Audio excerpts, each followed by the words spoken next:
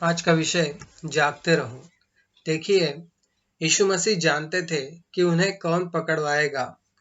यहूदा इस्करियोती, जिसने 30 चांदी के सिक्कों के लिए यीशु मसीह को पकड़वा दिया, और यीशु भी जानता था कि यहूदा इस्करियोती उसे पकड़वाएगा। फिर भी यीशु ने उसे अपने साथ रखा था। पैसों की थैली भी उसी के पास रहती थी। वो यीशु के साथ साथ चला, लेकिन उसने यीशु पर कभी विश्वास नहीं किया। उसने अपना मन नहीं फिराया और प्रधान याजकों से मिलकर यीशु को पकड़वा दिया। अब यीशु मसीह तो परमेश्वर है, वो सब जानते थे, लेकिन यह सब इसलिए हुआ कि यीशु मसीह के बारे में जो लिखा गया है वो पूरा हो। अब देखिए, जब हम किसी अविश्वासी व्यक्ति को सुसमाचार सुनाते हैं, अविश्वासी मतलब जो यीशु मसीह को नहीं जानता या यीशु मसीह पर विश्वास नहीं करता, उन्हें अन्य जाति या अविश्वासी कहते हैं। तो जब हम किसी अन्य जाति को सुसमाचार सुनाने जाते हैं या यीशु मसीह के बारे में या फिर यीशु मसीह के क्रूस के बलिदान के बारे में जब बताते हैं, तो उस व्यक्ति का, जिसे हम सुसमाचार सुना रहे होते हैं, अक्सर ये सवाल होता है कि जब यीशु परमेश्वर था तो वो खुद को क्यों नहीं बचा सका, वो क्रूस पर कैसे मर गया। अब देखिए, यहाँ पर जिन्हें यीशु के बारे में ज्यादा जानकारी नहीं होती, वो इतना ही जानते हैं कि यीशु को सलीब पर, क्रूस पर मार दिया गया था। उन्हें सिर्फ क्रॉस पर लटका हुआ यीशु पता होता है। यह सब इसलिए कि उन्हें सच पता नहीं होता। क्रूस के बलिदान का सच उन्हें पता नहीं होता। क्रूस पर लटके हुए यीशु के पीछे कितना बड़ा सच या फिर कितना बड़ा रहस्य है, ये सब कुछ उन्हें नहीं पता होता। तो ऐसे समय में अगर कोई हमसे यह सवाल पूछे कि यीशु परमेश्वर है तो क्रूस पर क्यों मरा, तो हमें उसे सारी बातें बतानी चाहिए कि यीशु हम सबके पापों के लिए मरा, और सबसे बड़ी बात यह कि यीशु तीसरे दिन जी उठा और आज भी जीवित है। लेकिन एक सवाल है, क्या यह सब हमें पता होने के बाद भी क्या हम जागरूक हैं, सतर्क हैं, क्या हम जाग रहे हैं? अब आप कहेंगे, यह कैसा सवाल है? देखिए, ये मैं नहीं कह रहा, यह तो यीशु ने कहा है कि जागते रहो। आइए वचन की ओर जाते हैं, देखते हैं क्या लिखा है। मत्ती रचित सुसमाचार अध्याय 26 वचन 41 लिखा है, जागते रहो और प्रार्थना करते रहो कि तुम परीक्षा में न पड़ो। आत्मा तो तैयार है परंतु शरीर दुर्बल है। अब इन वचनों में यीशु ने कहा जागते रहो। यह उस वक्त की बात है जब यीशु गतसमनी नामक एक जगह पर आते हैं। जैसे यीशु वहां पर अपने चेलों के साथ अक्सर जाया करते थे। उस समय यीशु अपने मन में बहुत उदास थे और बहुत ही व्याकुल थे, क्योंकि यीशु मसीह जानते थे कि उनके साथ क्या होने वाला था। देखिए, जो मृत्यु परमेश्वर ने अपने पुत्र के रूप में यीशु मसीह के लिए चुनी थी, वो आसान मृत्यु नहीं थी। बहुत महान दुख यीशु को उठाना था। क्रूस को उठाकर ले जाना, कांटों का मुकुट सर पर था, हाथों पैरों में कीले ठुकवाए गए। जरा सोच कर देखिए कि कैसी मृत्यु परमेश्वर ने चुनी थी। परमेश्वर चाहता तो कोई और तरीका भी अपना सकता था, लेकिन हमारा परमेश्वर न्यायी है। वो किसी का पक्षपात नहीं करता। उसने अपने इकलौते पुत्र यीशु मसीह को हमारे लिए दे दिया। और जैसे हम जानते हैं कि यीशु के ऊपर सारे जगत का पाप था, कोई एक या दो लोगों का नहीं, बल्कि सारे जगत के पापों को यीशु ने अपने ऊपर लेकर हमारे पापों के लिए खुद को बलिदान किया। कुछ लोग ऐसा भी कहते हैं कि यीशु तो परमेश्वर है, तो उसे शारीरिक वेदना नहीं हुई होगी। देखिए, यीशु जब पृथ्वी पर थे तो वो पूरी तरह मनुष्य थे। उन्होंने अपना जीवन एक मनुष्य की तरह ही जिया। उन्हें भूख लगती थी, उन्हें प्यास लगती थी, वो रोते थे। जब लाजर मरा तो उनका दुख देखकर यीशु रोया। आइए एक वचन पढ़ते हैं। फिलिपियों की पत्री अध्याय 2 वचन 6 लिखा है, जिसने परमेश्वर के स्वरूप में होकर भी परमेश्वर के तुल्य होने को अपने वश में रखने की वस्तु न समझा।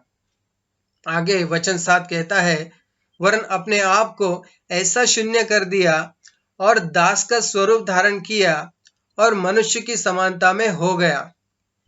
देखा, मतलब जितनी वेदनाएं एक मनुष्य को होती है उतनी ही यीशु को भी होती थी। अब जरा सोचिए कि आपको अगर कोई कांटा चुभता है तो कितना दुख होता है, कितना दर्द महसूस होता है। हम तो उसे सह भी नहीं सकते, लेकिन हमें पता है कि यीशु मसीह के सर पर कांटों का बना हुआ मुकुट रखा गया था। कांटों का मुकुट कहते हैं, लेकिन वो कीलों के जैसा ही था।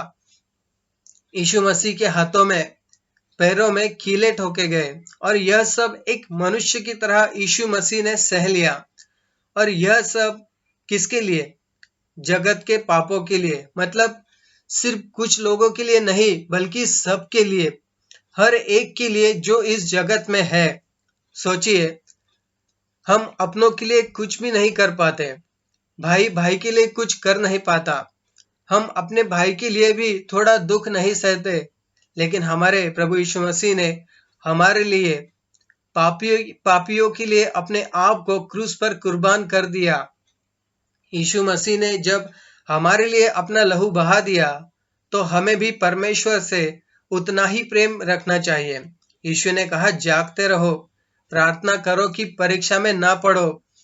अब जागते रहो मतलब ऐसा नहीं है कि सोना नहीं है। जागते रहो मतलब हर बात में सतर्क रहो, शैतान की चालों को समझो। आपको लगता है कि सब ठीक चल रहा है, लेकिन ऐसा नहीं है।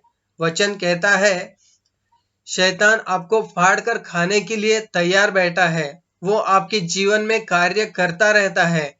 आपको उसकी चालों को समझकर अपना जीवन जीना होगा। ऐसा नहीं कि कुछ नहीं होगा या हमारा कौन क्या कर सकता है, हमारे पास तो सब कुछ है, हमें किसी बात की कोई कमी नहीं है।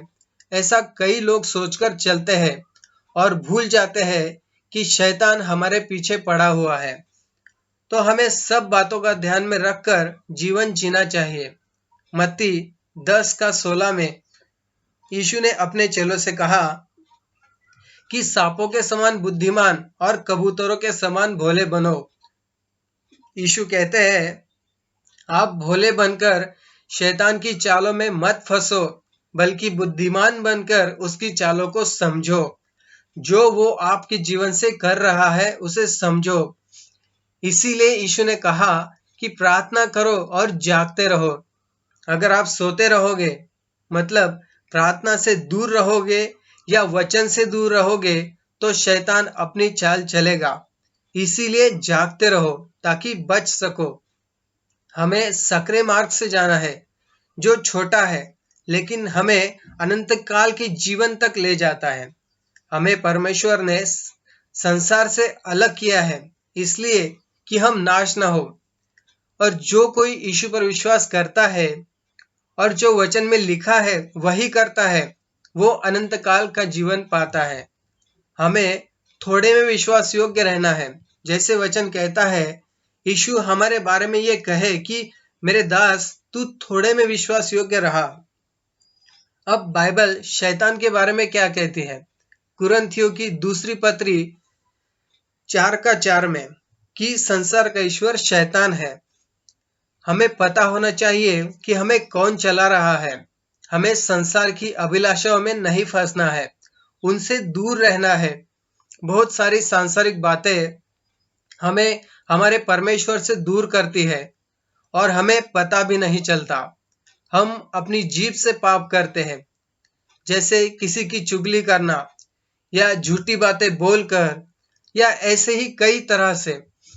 या फिर हमारी आंखों से पाप हो जाता है, जैसे व्यभिचार। अब व्यभिचार नए नियम में हमें यीशु मसीह सिखाते हैं कि अगर किसी पुरुष ने किसी स्त्री को या किसी स्त्री ने किसी पुरुष को गलत विचार से देख भी लिया, तो वचन कहता है कि तुमने व्यभिचार कर लिया। और ये सारी सांसारिक बातें हैं जो शैतान की ओर से होती है।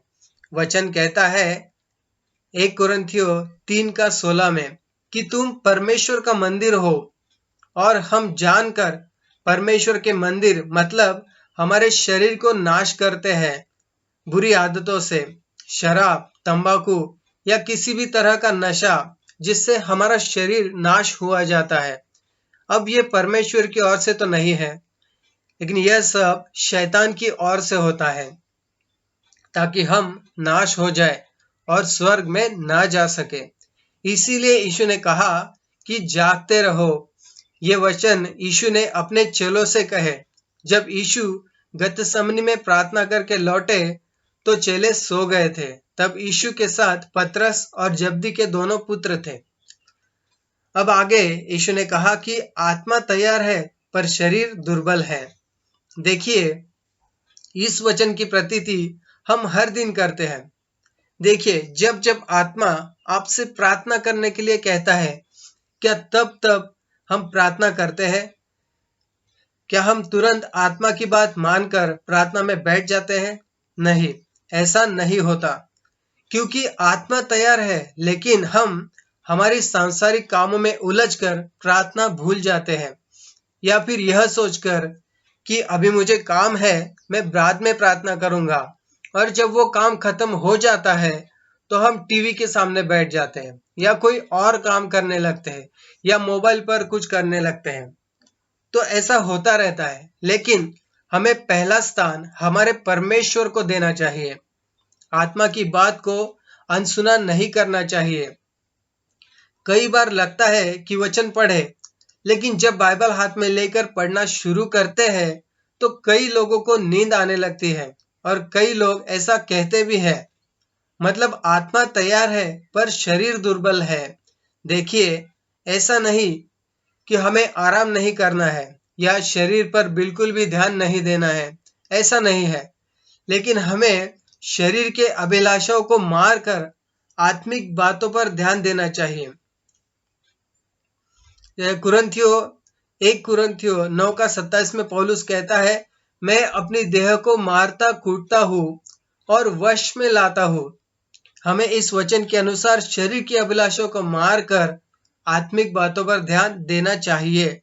हम हमारे ही कामों में उलझे रहेंगे तो प्रार्थना और वचन के लिए समय नहीं निकाल पाएंगे, और शैतान यही तो चाहता है कि हम प्रार्थना और वचन से दूर रहे और नाश हो जाए। देखिए, यीशु ने पहले हमें जागते रहने के लिए कहा, फिर आत्मा की सुनने के लिए कहता है, क्योंकि यीशु ने कहा यूहन्ना 14:26 में, यीशु ने कहा सहायक अर्थात पवित्र आत्मा जिसे पिता मेरे नाम से भेजेगा वो तुम्हें सब बातें सिखाएगा और जो कुछ मैंने तुमसे कहा है वह सब तुम्हें स्मरण कराएगा। इसीलिए यीशु ने कहा जागते रहो और प्रार्थना में लगे रहो, क्योंकि परीक्षा में ना पड़ो। देखिए, परीक्षाएं तब आती है जब हमारे जीवन में पाप होता है। पाप ही के द्वारा शैतान हमारे जीवन में कार्य करता है, बीमारियां आती है या फिर और कई तरह से शैतान हमारे जीवन में कार्य करता रहता है। तो हमें हर समय वक्त निकालकर प्रार्थना करनी चाहिए। आज के इन कठिन दिनों में हमें ज्यादा से ज्यादा समय प्रार्थना में बिताना चाहिए ताकि ये महामारी निकल जाए। यह भी हमारे लिए एक परीक्षा का समय है। अगर हम अभी भी नहीं जागेंगे और सोते ही रहेंगे तो हमें कौन बचा सकता है। इस परीक्षा के समय में हमें हमारी प्रार्थना ही बचाएगी।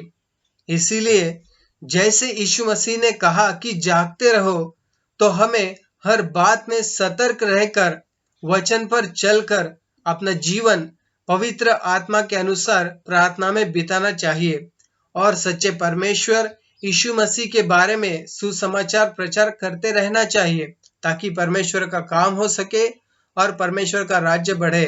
आमीन।